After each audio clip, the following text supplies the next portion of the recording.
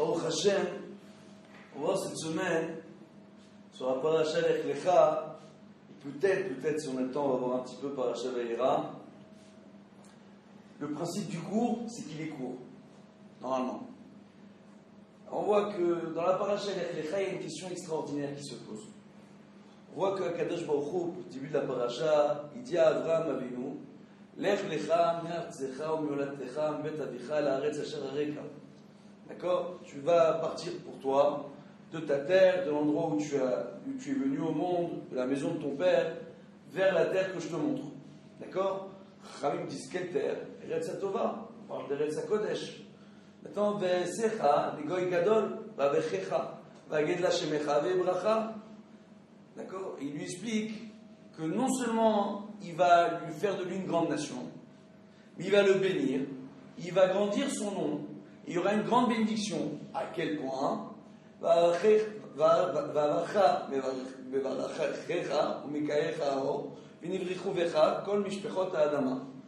à toi, il y aura une grande bracha. La klala, ta klala, j'en ferai une grande lumière, entre guillemets, et seront bénies par toi toutes les familles de la terre, toutes les nations du monde. En fait, ici, il y a une question extraordinaire qui se pose. Avraham Avinu, qu'est-ce qu'il lui dit à Kadosh Baruch Hu? Il lui dit voilà, je te promets, Avraham Avinu, il n'est pas jeune, hein. D'accord? Il faut bien réaliser, il a 90 ans. Et à Kadosh Baruch Hu, il lui promet quoi? Il lui promet de lui donner une terre super. Lui donner la bracha, lui donner la richesse, et lui donner une descendance. Promet tout ça. Qu'est-ce qu'il lui demande? Il dit, tu vas partir de la maison de ton papa. Tu vas partir de la terre où tu habites. Et on dit que c'est une grande épreuve pour Avraham Avinu. Donc moi je pose la question. On parle d'un enfant de 3-4 ans. On parle d'un homme marié de 90 ans qui n'a pas encore d'enfant. Dieu se dévoile à lui. Il lui donne une grande bracha. Il dit, je te promets, je te promets une grande terre, un pays pour toi entier. Je te promets l'argent. Je te promets la réussite. Et je te promets la descendance. On n'a jamais vu dans notre monde, dans la société dans laquelle on vit, quelqu'un qui, pour des besoins professionnels, arrivé à l'âge adulte, il se marie, il est obligé d'aller à l'étranger, il s'éloigne un peu de sa famille. Mais quand il va partir à l'étranger, un monsieur qui va quitter la France, pour aller en Israël, pour aller aux États-Unis, et là-bas on lui assure un métier, une carrière, de l'argent, un avenir. C'est une épreuve. Les gens ils se disent, attends, je vais aller quelques années, je vais gagner de l'argent, après je vois ce que je fais dans ma vie. Oui ou non? Où est l'épreuve? Où est l'épreuve d'Avraham Avinu? On nous pose cette question. Chachamim lui pose cette question. En quoi c'est une épreuve de dire à Avraham Avinu, Lech Lecha, va pour toi? Essayez d'imaginer demain, un des PDG les plus puissants du monde, les plus riches au monde, on va donner un exemple, un que j'aime beaucoup, Bill Gates. Il vient vous voir, il dit, tu sais quoi, t'habites en Israël, j'aimerais pendant quelques années que tu viennes aux États-Unis, de Silicon Valley. Je te donne un poste, je te donne une femme, je t'assure que tu auras des enfants, et je te donne un super salaire. Et en plus de ça, je te donne une super propriété, avec maison, piscine, tout ce que tu veux. C'est une épreuve.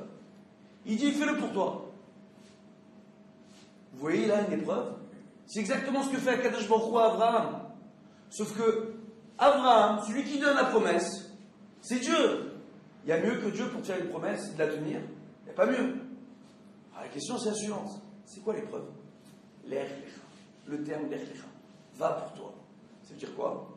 Est-ce que moi, quand je te promets la bracha, la tzlacha, la bénédiction, la réussite dans toutes tes actions, que je te promets une grande terre, une belle terre, une terre riche, que je te promets la réussite, l'argent, Avraham Avinu, contrairement à ce qu'on peut penser, c'était pas un berger. C'est un homme qui, lorsqu'il est arrivé en Israël, il a mené une guerre contre 11 rois. Il a soulevé une armée. Il a vaincu 11 rois. C'est devenu un seigneur de guerre, Avraham Avinu. Que son petit-fils Esav, il va sortir contre un des empereurs les plus puissants du monde, Nimrod. Le même Nimrod qui a voulu jeter Avraham dans la fournaise. Et on voit quoi? On voit que Avraham, dans toute sa tzlacha à lui, Nous, on pense que c'est un petit berger. On dit le pauvre, il est parti dans le désert, il a vécu difficilement, il n'a pas vécu difficilement. Dans le désert, on va voir après dans la Paracha Vaïra, il va faire la Brit Mila à l'âge de 99 ans. À l'âge de 99 ans, il fait la Brit Mila. On pose la question, pourquoi il fait la Brit Mila à l'âge de 99 ans? Pourquoi Kadosh Baruch Hu, dès qu'il lui a dit Lech Lecha, il avait 90 ans, il ne lui a pas ordonné, avant de partir, de faire la Brit Mila? Pourquoi il a attendu d'abord qu'il parte, pour lui donner la mitzvah, et à l'âge de 99 ans? La Mishnah dans Pirkei Avot, elle nous enseigne qu'un homme à l'âge de 100 ans, il est considéré comme mort. C'est quoi la réponse de la Mishnah? C'est terrible de dire à 100 ans il est mort. C'est quoi? C'est un légume? C'est un vieux? Avraham Avinu, c'est un seigneur de guerre à ce moment-là. On te dit quoi? On te dit non. Avraham Avinu, essayez de comprendre. Avraham Avinu, à l'âge de 99 ans, il va aller pour sauver son neveu Lot de Sdom vers Amora. Il y a 3 anges qui vont venir le voir, juste après la Brit Mila. Pourquoi 99 ans et pourquoi on considère qu'un homme à 100 ans il est mort? On considère qu'un homme à 100 ans il a une telle expérience de la vie que son mauvais penchant il a moins d'influence sur lui. Avec l'âge, quand on avance dans l'âge, Baruch Hashem, ici vous avez M. Cohen, ton père, Baruch Hashem, que Dieu lui prête une longue vie, une bonne santé jusqu'à 120 ans, il peut vous confirmer qu'en avançant dans la vie, les mauvais penchants qu'on pouvait avoir plus jeunes, ça devient avec l'âge des futilités. On n'y pense même plus. Ce mauvais penchant-là, c'est même plus un mauvais penchant. Plus on avance dans l'âge, moins on a un mauvais penchant. Quand on arrive à l'âge de 100 ans, il n'y a quasiment plus de Yetzer Hara pour un homme. De ce fait, Akadosh Baruch Hu, il a voulu donner un mérite à Abraham et nous enseigner une chose, qu'il lui a donné la mitzvah à l'âge de 99 ans pour qu'il ait le mérite de lutter contre son Yetzer Hara, pour avoir le mérite de la mitzvah. Ça rejoint ce qu'on a dit sur la paracha de Noach. Pour quelle raison Noach, pour ceux qui ont écouté le Shiur, qui se rappellent, pour quelle raison Dieu a demandé à Noach de sauver les Mazikim, de sauver les démons de ce monde, qui vont être après les principaux acteurs du Yetzer Hara, du mauvais penchant dans notre univers? Et on répond parce qu'on a besoin du mauvais penchant pour avoir du mérite. Donc Abraham, à Kadosh Baruch Hu, pour lui donner le mérite de la mitzvah de la Brit Mila, il a besoin qu'Abraham lutte contre ce mauvais penchant. Ainsi, il lui ordonne la mitzvah de la Brit Mila à l'âge de 99 ans. Maintenant, on reprend. Si Abraham, maintenant, il a assuré d'avoir un avis parfait, en quoi elle est son épreuve? Lech Lecha. Quand moi je vais venir et je vais te promettre la réussite dans tous les domaines, toi, est-ce que tu vas partir pour toi? Ou est-ce que tu vas partir pour moi? Est-ce que tu vas partir pour ta réussite à toi quand je vais te donner de l'argent? Quand je vais te donner de la réussite, qu'est-ce que tu vas en faire de ça? C'est ça la question. Et c'est ça l'épreuve d'Abraham. Et c'est ça l'épreuve à laquelle soumet Dieu à Abraham quand il dit Lech Lecha. Il dit, qu'est-ce que tu vas faire toi pour toi? Est-ce que pour toi, tu vas te contenter de la réussite matérielle de ce monde et devenir un seigneur de guerre et t'installer en Israël et d'y être là-bas le plus gros propriétaire immobilier? Ou est-ce que tout simplement tu vas te servir de cette bénédiction pour faire ma volonté? Et c'est ça l'épreuve d'Abraham Avinu. C'est pas du tout ce qu'on croit.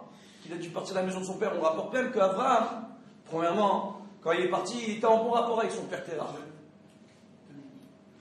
Il était en très bon rapport avec son père Terah. Quand il est même allé à l'enterrement de son père Terah. On le voit dans le Midrash. Et on dit qu'Abraham, parce qu'il a trop pleuré, qu'il n'a pas accepté la mort de son père, et ce qu'il a culpabilisé du fait d'avoir été éloigné de son père, Akadosh Baruch Hu, pour rappeler Abraham à l'ordre, en même temps, très peu de temps après, il a appelé au ciel, il a rappelé au ciel son épouse Sarah. Pourquoi? Tout simplement parce que Chachamim dit un homme qui n'accepte pas le cycle de la vie, que dans ce monde, on est là que pour une période temporaire, on est appelé à quitter ce monde, notre âme elle est appelée à monter au ciel. Si on n'accepte pas cela, Kadosh Baruch Hu, ça ne lui fait pas plaisir. Donc quand on a quelqu'un qui nous quitte, quand quelqu'un quitte ce monde, bien sûr qu'on est triste, parce que la personne va nous manquer. Mais on sait qu'on va la revoir à la résurrection des morts quand le Messie va venir. Ça c'est premièrement. Il faut accepter le cycle de la vie. C'est pas évident. Maintenant, si on pleure trop, quelque part, si on pleure trop, on manque de Emouna, on manque de croyance en Dieu, on manque de croyance en la résurrection des morts. Et un tzaddik comme Abraham, c'était pas recevable pour Dieu. De là, on nous apprend que lorsqu'on va à l'enterrement, il ne faut pas trop pleurer. C'est bien de pleurer, et pas trop. C'est bien de faire l'horizon funèbre d'un défunt, mais pas trop. Pourquoi? Pour ne pas se rentrer dans une tristesse totale. Pourquoi? Parce qu'on sait une chose qui est extraordinaire. On dit que le monde dans lequel on vit, c'est Olama Afour, un monde qui est à l'envers. On va donner un exemple simple. Quand nous, on a une simcha, on a un khatan, une kala qui se marie, on est joyeux. Quand ils vont avoir un enfant, on est encore plus joyeux. Comme on est un peu macho, quand c'est un garçon, il y a la bisba de la brikna, on est très heureux. Pour quelle raison en réalité? Parce que le garçon, il a l'obligation d'étudier la Torah. Et on sait qu'il va rajouter à ce monde du temps d'étude à la Torah. Et là, ça va rajouter du mérite à toute l'humanité. On est très très joyeux. Et en fait, nous on est joyeux, mais dans le ciel, ils pleurent. Quand la Neshama, l'âme d'un enfant, descend dans ce monde, dans le ciel, toutes les Neshamot, elles pleurent. Elle dit, cette pauvre Neshama, elle va descendre dans un corps humain. Elle va devoir surmonter le Yetzirara du mariage. Se marier, ne pas se marier. Le Yetzirara du Shalom Bayit. Comment s'annuler face à son conjoint, sa conjointe, pour arriver à avoir la paix à la maison, pour arriver à construire ensemble quelque chose d'extraordinaire. À chacun faire une petite concession pour ensemble sublimer ce qu'on appelle la plus vieille institution qui est le mariage, pour ensemble construire un foyer, qui vont à leur tour reprendre le flambeau de la Torah et des mitzvot. Et de la même façon, lorsqu'une âme quitte ce monde, nous ici on pleure, on est triste, mais dans le ciel, quand une âme quitte ce monde, remplie de Torah, remplie de mitzvot, dans le ciel il chante, il danse. Il dit voilà, il a surmonté l'épreuve du monde matériel, l'épreuve de l'argent, l'épreuve de toutes les épreuves qui vont avec le corps, pour arriver à faire les mitzvot, et avec elle, cette âme nous ramène des mitzvot. C'est pour ça qu'on dit Olama Afour. Donc on voit quoi? Quand un bébé vient dans ce monde, nous on est joyeux, dans le ciel ils sont tristes. Et quand une âme quitte ce monde, nous on est tristes, dans le ciel ils sont joyeux. Ce qui veut dire que quand on va assister à un enterrement, Chachamim, comment ils appellent les lois de l'enterrement? Les lois de l'endeuillement? Ilchot, smachot. Smachot, les joies. Les lois des joies. C'est quoi smachot? On pourrait dire, Saméa, c'est la joie réellement. C'est pas un événement, c'est la joie. Pourquoi smachot? Parce que dans le ciel, le Hémet, on est joyeux quand une âme monte avec ses mitzvot. Il y a Ilchot Avelim, Ilchot Avelut, les lois de l'endeuillement, mais les lois en rapport même avec la façon d'enterrer le mort, pas de prendre sur soi le deuil, mais d'enterrer le mort, c'est Ilchot Smachot.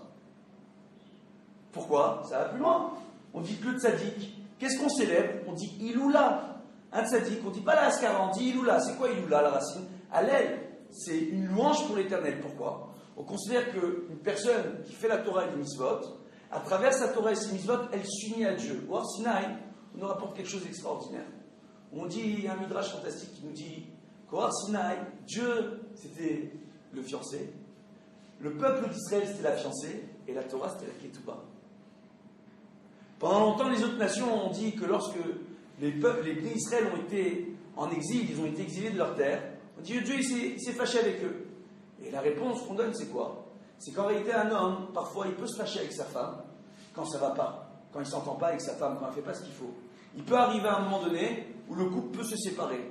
Mais tant que le mari ne donne pas le guet à sa femme, c'est qu'il n'a pas envie de se séparer d'elle. À Kadosh Baruch Hu, bien qu'il nous a envoyé un petit peu moins que de 2000 ans en galoute, et que maintenant ça fait une centaine d'années que les Juifs, on les a vu revenir sur la terre d'Israël de façon massive, à Kadosh Baruch Hu, c'est quoi sa réponse? Dis-moi, ça n'allait pas avec ma femme, le Ham Israël. Je ne lui ai pas donné le guet au Ham Israël. Je ne les ai pas divorcés. Je les ai renvoyés de la maison pour qu'ils se corrigent. Et on a eu toutes les épreuves qu'on a eues en galoute pour avoir le mérite de revenir sur la terre d'Israël pour y faire la Torah et les mitzvot. De ce fait, quand on revient sur la terre d'Israël, on est comme Abraham. Quand nous, de France, on est arrivé sur la terre d'Israël, Lech Lecha, est-ce que tu t'en vas pour toi? Est-ce que tu quittes le pays d'origine pour te sauver de là où tu es parce que tu ne supportes plus ta vie, la grisaille de Paris? Ou est-ce que tu viens sur Eretz HaKodesh, sur la Terre Sainte? Et si tu viens ici, est-ce que c'est pour toi pour aller kiffer à la plage? Pour kiffer? Ou est-ce que c'est pour Akadosh Baruch Hu? Dans tout ce que tu fais, en réalité, qu'est-ce qu'on apprend? On apprend ce que Chacham nous disent. Mitzvah, lelo kavana, kekuf bineshama. Ça veut dire quoi? Une mitzvah, une action, une ordonnance divine qui est faite, qu'on traduit littéralement, qu'on traduit plus vulgairement, une bonne action, sans attention, c'est comme un corps sans âme. Ce qui veut dire qu'on peut faire la même mitzvah, deux personnes peuvent mettre les tefilines. Un, au moment où il va mettre les tefilines, il va penser à ses actions en bourse. Et l'autre, au moment où il va mettre les tefilines, il va penser à s'unir, à s'attacher à Dieu. Ils font les deux la même mitzvah l'un à côté de l'autre. La mitzvah, elle n'a pas le même mérite dans le ciel. Un, son attention est plus noble que l'autre. Mais les deux, ils ont fait la même mitzvah. La mitzvah, on l'a tous fait. Après, l'intention qu'on a quand on fait la mitzvah, elle peut changer toute la dimension de la mitzvah. Et ça peut être un bonus à la mitzvah. Donc, on voit en réalité que c'était ça l'épreuve d'Abraham. On voit qu'Abraham, dans la paracha Vaïra, une chose extraordinaire. Quand il y a les trois malachim qui viennent sous la forme d'Ismaélites, d'accord? Abraham, il était au 3e jour après la Brit Mila. On nous rapporte que le 3e jour après la Brit Mila, on a pour coutume de faire ce qu'on appelle la Talit Lila chez les Tunisiens, d'accord? Le 3e soir, après la Brit Mila, on fait venir la famille, on fait une Seuda Oda pour remercier Dieu. Pourquoi? Parce qu'on considère que quand on sort du 3e jour après la Brit Mila, l'enfant n'est plus en danger. Durant les 3 premiers jours, après sa Brit Mila, on considère qu'un enfant, il est en danger. Il lui faut le repos le plus total. Avraham Avinu, il est dans le 3e jour. Akadosh Baruch Hu, pendant 3 jours, il laisse tranquille. Il voit qu'Avraham, il est triste. Pourquoi? C'était quoi le kiff d'Avraham? De faire la Satorchim. On nous rapporte qu'Avraham, il avait monté une tente dans le désert qui était magnifique, qui était grande. Il avait tout ce dont il avait besoin. Il est parti à Avraham, il a demandé à son fils Ishmaël, quand il a vu les 3 invités arriver à lui, d'aller pour chacun d'eux égorger un veau, pour servir à chacun d'eux une langue, avec de la moutarde, leur servir les plats les meilleurs, les plus connus à l'époque, c'était le plat le plus populaire, le plus goûteux, le plus appréciable, d'accord? On voit quoi? Qu'Abraham, il leur a fait une table de roi. Il faisait des tables de roi à tout le monde, au milieu du désert. Si, imaginez, vous êtes mort de faim, mort de soif, et vous voyez là une tente, au milieu du désert, où il y a un monsieur qui a une tente avec 4 portes. À chaque coin de la tente, il y a une porte, pour que la personne, quelle que soit la direction dont elle vient, elle puisse rentrer dans cette tente. Et là-bas, on lui sert à manger, on lui dit une chose. Le repas que tu as, c'est un repas royal, festif. Tout ce qu'on te demande, c'est de remercier Dieu pour ce repas. Tu remercies Dieu pour ce repas, le repas, il est gratuit. Tu ne remercies pas Dieu, il faut payer l'addition. C'est Abraham Avinu. Il faisait comme ça. Mais on voit qu'Abraham Avinu, devant sa tente, il avait quelque chose d'extraordinaire, un arbre. Il avait un arbre. Et que chacun des anges, quand il est venu, il les a mis sous l'arbre. On nous rapporte que cet arbre-là, avec ses feuilles, il venait, quand les gens étaient disposés à abandonner l'idolâtrie, parce que tout le monde était idolâtre à l'époque d'Abraham. Quand ils étaient disposés à abandonner l'idolâtrie, l'arbre venait encadrer Abraham, encadrer l'invité. Mais en réalité, on dit que cet arbre-là, il se fermait comme une pièce hermétique et se remplissait d'eau. On faisait un mikvé à la personne. Et qu'Abraham, avant de le faire entrer sous l'arbre, c'était Abraham en personne qui venait, un seigneur de guerre, un homme qui était à la tête d'une armée, qui venait nettoyer les pieds de n'importe quel invité. Et là, il y a un midrash extraordinaire qui nous rapporte une chose fantastique. On dit que Yitro, en Égypte, ça c'est quelque chose d'extraordinaire, c'est un bonbon que je vous donne. Yitro, en Égypte, c'est un des 3 conseillers, un des principaux 3 conseillers de Pharaon. Et quand Bilam a conseillé de faire jeter dans le Nil tous les garçons, parce que les sages de Pharaon avaient vu dans le ciel, dans les étoiles, que viendrait au monde un enfant parmi la nation d'Israël, qui va venir et anéantir la royauté et la dynastie des pharaons. Alors, Bilam a dit, il faut agir. Il faut éliminer tous les garçons. S'il y a un garçon qui va sortir de là. Celui qui s'est opposé à ça, c'était Yitro. Yitro, c'était qui? Roen Midian. Yitro, Roen Midian, le grand prêtre de Midian. Le pays où c'était le top du top pour l'idolâtrie. Et on dit que Yitro, en vérité, il était aussi appelé Chovev. Pourquoi? Parce qu'il aimait Dieu. Depuis qu'il était tout petit. Comment? Quand il était petit, on rapporte que Yitro, il a traversé le désert avec son père. Et qu'ils étaient morts de faim, morts de soif. Et là, ils ont vu une tente. Ils sont arrivés sous la tente. Et là-bas, il y avait un monsieur qui les a mis sous un arbre. Et vous avez pigé, c'était Avraham Avinu. Et Avraham Avinu, il leur a fait des livrets Torah. Et on nous rapporte, en réalité, dans le Pshat, qu'Avraham Avinu, à chaque point cardinal de sa tente, 4 points cardinaux de sa tente, il avait une entrée. Mais on rapporte qu'il avait aussi une fenêtre sur la tente. On dit, pourquoi il avait une fenêtre au-dessus? Il y avait une entrée au-dessus. Parce qu'on rapporte que quand Avraham, il avait bâti sa tente sous le modèle du Beth Amikdash dans le ciel, les malachim dans le ciel, quand au monde d'Abraham, il était là pour leur enseigner la parole divine qu'il avait reçue de la bouche de Dieu. les malachim eux-mêmes descendaient dans la tente pour écouter Abraham. Et c'est pour ça qu'on nous rapporte que c'est une image, que la tente, elle avait aussi une porte au-dessus, une fenêtre sur son toit, pour permettre aux malachim de venir et de rentrer, d'écouter les divrei Torah. Yitro, quand il a vu toute cette Kedusha, il a pris sur lui de servir à Kadosh Baruch Hu. Le problème qu'il y a, c'est que dans le pays de Midian, quelqu'un qui n'était pas idolâtre était passible de mort. Donc Yitro, toute sa vie, secrètement, il a servi à Kadosh Baruch Hu. On comprend mieux comment Yitro, il a eu le mérite de devenir le beau-père de Moshe Rabbeinu. On comprend mieux pourquoi Yosef, avant son décès, il avait chargé Yitro, qui était encore un jeune prêtre, de prendre le bâton d'Avraham Avinu, qui avait été transmis à Yitzhak, qui avait été transmis à Yaakov, qui va être par la suite transmis à Moshe Rabbeinu, un bâton en saphir qui avait été donné par Dieu à Adam Arishon, et que Abraham va récupérer lorsqu'il va découvrir la Marat Marpella. Quand il découvre la Marat Marpella, le caveau des patriarches, on voit quoi? On voit que là-bas, il va avoir une odeur de Gan Eden. Et on dit que Adam et Chava vont se dévoiler à lui pour dire c'est ici que Dieu nous a créés, et c'est ici que tout a commencé, et c'est ici un des endroits les plus saints de son monde. Et là, Abraham, il va lutter contre les Hittim, entre guillemets, pour ne pas accepter la Marat Marpella en cadeau et acheter la Marat Marpella pour avoir le mérite de l'achat.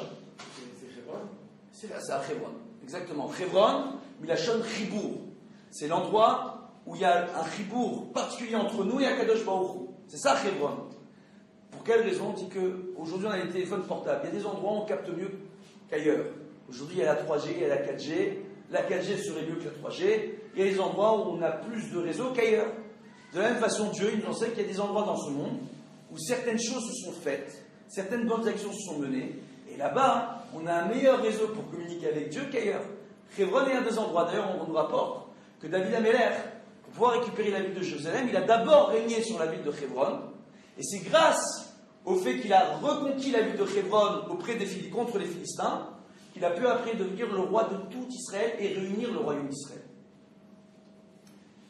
Et pouvoir commencer les travaux des fondations du Beth Amikdash et des murailles de Jérusalem. Qu'est-ce qu'on voit? On voit une chose ici qui est fantastique entre ces deux parachutes, entre Lech Lecha et Vaïra. On voit qu'Abraham, c'est pas un homme si simple que ça, à nos yeux. Et qu'en réalité, lui, en acceptant toutes les épreuves qu'il a eues, toute sa vie, qu'est-ce qu'il a fait fonctionner? De venir et de dévoiler la parole divine dans ce monde. Abraham, c'était un homme à son époque qui n'avait que des idolâtres. On nous rapporte dans le Talmud que toutes les lois des conversions, de la conversion, on l'apprend de Abraham Avinu. Et après, on l'apprend de Abraham et d'Imaot, de Sarah, Rachel, Rivka, Bila et Zilpa, les servantes de Rachel et Léa. Elles se sont toutes converties. Elles ont toutes été converties au judaïsme. On nous enseigne que le premier converti de l'histoire, le premier qui s'est converti à la parole divine, c'est Abraham Avinu. Donc si on voit ça, comment nous, on doit considérer les non-juifs qui se convertissent? Ça va encore plus loin que ça. On voit qu'Abraham, il habitait dans une génération où il n'y avait pas de juifs. Où il n'y avait pas de juifs. Aujourd'hui, on voit les juifs entre nous, on dit Baruch Hashem, nous on est juifs et les autres ils ne le sont pas. Baruch Hashem, nous on a la Torah et les autres ils l'ont pas. C'est vrai, quelque part. Mais on voit une chose qu'il faut bien se rappeler. Le Talmud nous rapporte qu'un non-juif qui fait les 7 lois de Noé et qui les accomplit et qui n'est pas idolâtre, qui croit en Dieu, qui fait partie des 7 lois de Noé, qui ne vole pas, qui ment pas, qui tue pas, qui établit des tribunaux pour faire respecter des lois, qui n'est pas idolâtre, qui ne mange pas le membre d'un animal vivant, etc., qui va respecter ses enfants, qui va éduquer ses enfants, qui va respecter sa femme, ses parents. Un non-juif, un tel non-juif, il a appelé tzaddik qui sort de l'âme, un juste sur lequel le monde se repose. Donc nous, on doit se poser la question, quand nous, on ne fait pas Torah ou Mitzvot, quand on ne fait pas les 113 commandements quand il faut bien comprendre que le non-juif qui fait les 7 lois de Noé, lui, il a une part du monde futur, il a un mérite supérieur au juif qui ne fait pas la Torah, ou qui ne la fait pas correctement. Donc comment on doit regarder les autres nations? Quand Dieu, au moment de la sortie d'Égypte, il a noyé les Égyptiens, après 210 ans d'esclavage, où ils ont massacré les Bnei Israël, que Dieu est venu lui-même pour faire sortir les Bnei Israël d'Égypte à travers Moshe Rabbeinu, par Moshe Rabbeinu, il a fait sortir les Bnei Israël, et c'est Dieu lui-même qui est descendu le soir de Makat Bechorot, de la plaie des premiers-nés, d'accord, où il a tué tous les premiers-nés en Égypte, c'est Dieu lui-même qui est descendu. On voit que quand il noie les Égyptiens au moment de l'ouverture de la mer Rouge, il va refermer la mer Rouge sur les Égyptiens. On voit que les Malachim et les Israël vont chanter la Shira Az Yashir Moshe. Et Akadosh Baruch Hu, qu'est-ce qu'il leur dit? Il leur dit, attendez, moi, je suis en train de détruire mes enfants, je suis en train de détruire une partie de ma création. Ils n'ont pas réussi à se repentir, à faire teshuva. Et vous, les Malachim, et vous, les Israël, vous chantez. C'est une partie de ma création. C'est quoi le but? C'est quoi notre rôle, nous, en tant que Bnei Israël? On dit, Akadosh Baruch Hu, Bahar Banouk, Am Segula. Am Segula, c'est pas le peuple élu. C'est un peuple providentiel qui est là pour diffuser la parole divine dans ce monde, pour donner l'envie aux non-juifs de faire les 7 lois de Noé et ramener ce monde à la Teshuvah. C'est ça notre but à nous. On est un peuple de prêtres, en réalité. On devrait être les prêtres des nations. Quand on avait le Beth Amikdash, toutes les nations de ce monde venaient, faisaient des corbanotes. On ne disait pas non juif, tu n'as pas le droit de rentrer dans le Beth Amikdash pour faire des corbanotes. Ils venaient, toutes les nations du monde avaient le droit de rentrer et de faire des sacrifices dans le Beth Amikdash. En reconnaissant la parole divine. Parce que c'était notre but, comme le rapporte le Rambam. Et en réalité, nous, on se remet en question. On n'est pas un peuple supérieur aux autres. On n'a pas une suprématie raciale, Khalila. Celui qui pense comme ça, il se trompe. On est là pour donner l'exemple à l'ensemble de la création, pour savoir comment se comporter vis-à-vis de ce créateur et comment s'unir à son créateur. À Kadosh Baruch Hu, nous, on a pris sur nous les 113 commandements, parce qu'on s'est senti capable. Les autres nations ont tous refusé. On doit, nous, aujourd'hui, en ayant accepté les 113 commandements, entre guillemets, lutter spirituellement contre les nations du monde, pas par la guerre, par la parole, par les idées, pour les convaincre d'accepter les 7 lois de Noé. C'est quoi les 7 lois de Noé? Ne vole pas, ne mens pas, ne tue pas, ne fais pas souffrir les animaux en mangeant le membre d'un animal vivant. Établis des tribunaux. C'est compliqué. Avoir une moralité et reconnaître Dieu et ne pas être idolâtre. C'est compliqué. C'est pas compliqué. On doit les inspirer. C'est pour ça qu'on voit que certains mouvements, Baruch Hashem, se sont accentués là-dessus et jusqu'à aujourd'hui font beaucoup de choses. On voit que au Machon Meir, le Rav Uri Cherki, il lutte pour ça. Il fait beaucoup de choses pour inspirer l'envie aux nations du monde de faire les 7 lois de Noé. On voit ça. On voit qu'il y a d'autres rabbinim qui le font. Et on voit que les premiers qui ont vraiment lancé le mouvement de façon drastique et très importante à travers le monde, ce sont nos frères les Chabad, Baruch Hashem, à travers la volonté du Rabbi Lubavitch, qui rapportait que sa maison c'était le 770, 7 lois pour 70 nations. Donc on voit quoi? Que c'est notre but, nous, en tant qu'armée Israël. Donc Bezrat Hashem, que chacun d'entre nous ici ait le mérite d'être un Yehudi kasher, un juif apte à faire la Torah et les mitzvot, qui va donner l'exemple et qui va faire du Kiddush Hashem, qui va sanctifier le nom de Dieu dans le rabbin, auprès du plus grand nombre, même auprès des non-juifs et surtout auprès des non-juifs et surtout auprès des antisémites, pour leur prouver combien ils ont tort quand ils parlent contre la Torah, quand ils parlent contre les mitzvot, quand ils parlent contre nous. Et de comprendre que nous, notre seule volonté, Bezrat Hashem, c'est de les inspirer à faire teshuva, raison pour laquelle dans le Moyen-Orient, on est le seul pays démocratique. On va rappeler, je n'aime pas parler politique, mais vous vous souvenez de Septembre Noir? Vous savez c'est quoi Septembre Noir? 90% de la population jordanienne, ce sont des Palestiniens. La Jordanie a été créée par Laurence d'Arabie. Le Liban, ça a été créé par les nations européennes quand il y a eu la guerre entre les princes arabes, entre le Qatar, l'Arabie Saoudite, entre les Wahhabites, les Sunnites et compagnie, ils sont venus, ils ont créé des nouveaux États. Quand ils ont nommé un président en Syrie, Assad, qui était un roi, en réalité un dictateur, ça en réalité il fait partie des familles princières, ils lui ont donné la royauté sur la Syrie, et là-bas on voit que la population là-bas, c'est une population à l'origine, il y a énormément de Palestiniens. Au Liban, il y a énormément de Palestiniens. En Jordanie, il y a énormément de Palestiniens. Quand les Palestiniens n'avaient pas de quoi manger en Jordanie, et ont décidé de se rebeller pour avoir de quoi manger, qu'a fait le roi de Jordanie? Il a envoyé son armée de bédouins, et ils ont massacré hommes, femmes et enfants. Alors après, on peut parler de quelques événements qui ont lieu avec l'État d'Israël, mais réellement, on voit aujourd'hui, Baruch Hashem, tous les efforts qui sont faits par l'État d'Israël pour créer une démocratie, pour créer la paix, pour créer un mouvement de paix, pour donner, pour rendre des territoires s'il faut, pour qu'on ait le shalom. Et en réponse, on a quoi? Et vous savez pourquoi ça ne marche pas? Parce qu'il manque une seule chose à l'État d'Israël. De mettre en priorité de faire de l'ordre, du sévère. Que l'État d'Israël ne peut exister qu'à travers la Torah et les mitzvot. Si l'État d'Israël ne se construit pas à travers la Torah et les mitzvot et ne met pas en priorité la Torah et les mitzvot, cette paix-là ne pourra jamais se faire. Et les nations du monde auront toujours quelque chose à redire, parce que nos dirigeants feront toujours des erreurs, ils en ont fait, ils en referont. Parce qu'ils ne sont pas dans une logique de Torah et de mitzvot. Et que s'ils se mettaient dans une logique de Torah et de mitzvot, alors la paix, elle aurait été obtenue pendant longtemps. On l'a vu, jusqu'à aujourd'hui, on le voit au Maroc. Au Maroc, n'importe quel musulman, il voyait un de nos sages, il voyait un rabbin, il lui embrassait la main. Dans la Torah, il parle jamais de paix. De guerre dans la Torah. Non, il parle de paix. Dans la Torah, c'est des dons de guerre. Non, dans la Torah, on te parle de quoi? Ils veulent pas la paix. Non. Dans la Torah, non. Attends, excuse-moi, tu parles d'autre chose. Tu parles d'une époque qui est très lointaine, où à l'époque, il y avait des nations qui étaient idolâtres et qui avaient des mœurs horribles. Rappelons-le, les Grecs, ils sélectionnaient les enfants à la naissance, ceux qui n'étaient pas assez forts, on les tuait. Et en Chine, ils font ça aussi. Alors, c'est une bonne chose? Il y a des pays aussi fous. Mais est-ce que c'est une bonne chose? Ils n'ont pas de paix. Comment on peut avoir le droit de vie ou de mort sur un enfant? Non, mais si on demande la paix aujourd'hui et que la Torah ne le veut pas, ça sert à rien. C'est pas la Torah qui le veut, qui le veut pas. Akadosh Baruch Hu, il a donné la Torah pour inspirer la paix à travers les nations, en inspirant la volonté aux nations de s'unir à Dieu. La paix ne pourra être possible que quand les nations reconnaîtront Dieu. Aujourd'hui, les nations, toutes les nations, regardez la télévision, regardez les films, tout le monde remet en question l'existence même de Dieu. Il y a même des théories, il y a plein de films de science-fiction, où il y a la théorie où on aurait été créé par des extraterrestres. On voit dans beaucoup de films cette théorie. D'accord? Hein? Maintenant, qu'est-ce qu'on voit en réalité? Et aujourd'hui, on prône la science. La science, c'est pas un dogme. On rappellera une chose. Au nom de la science, les pires horreurs ont été accomplies. Il faut savoir, vous savez quand est-ce qu'il y a eu le plus grand nombre de progrès médicaux pour l'humanité? Durant la Seconde Guerre mondiale. Et vous savez grâce à qui?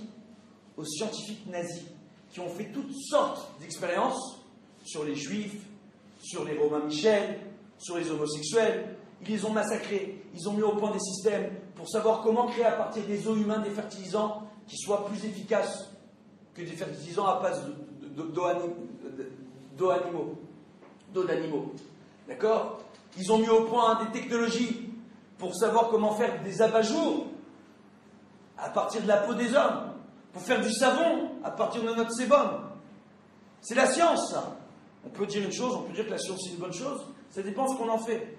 Comme la religion, ça dépend de ce qu'on en fait. Le problème qu'il y a, c'est que la science, c'est sûr qu'il n'y a pas de guide moral dans la science. C'est chacun, il va prendre la science pour en faire ce qu'il veut.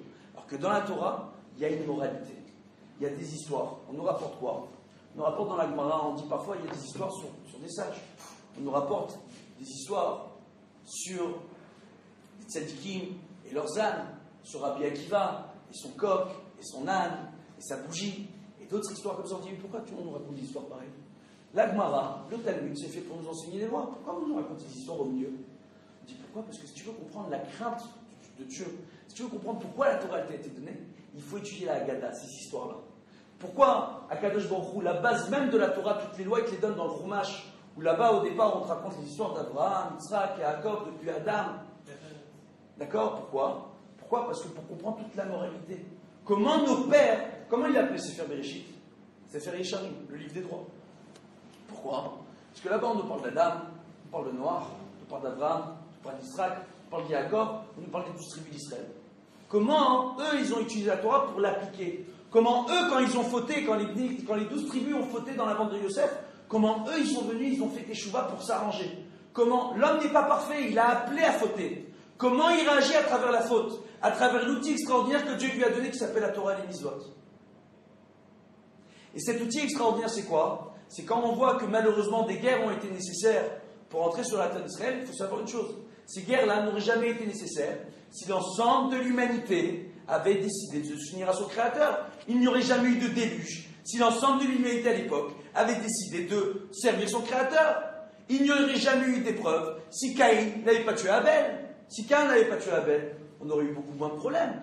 C'est par nos manques et par nos avérotes, nos fautes, que le monde il en est là où il en est. Et qu'aujourd'hui, malheureusement, les guerres et le manque de moralité se sont installés. Et sont devenus une nécessité pour certains, malheureusement. On rappellera une chose extraordinaire. On voit dans Mein Kampf, Adolf Hitler, il rapporte la raison pour laquelle le peuple d'Israël doit être exterminé. Il dit le peuple d'Israël doit être exterminé parce que même lorsqu'ils sont acculés, même lorsqu'ils n'ont rien, ils ont toujours l'espoir de pouvoir se retrouver à la tête. Ils ont toujours l'espoir de se remettre en question grâce à leur histoire, grâce à leur Torah, grâce à l'histoire de leur père, Abraham, Yitzhak et Yaakov. Et ils empêcheront toute suprématie dans ce monde. Parce que tant qu'ils seront là, n'importe quelle minorité pourra se croire forte, pourra se croire, entre guillemets, dotée d'une bénédiction, d'une aide divine. Et ça, c'est ça qu'il faut éliminer de ce monde.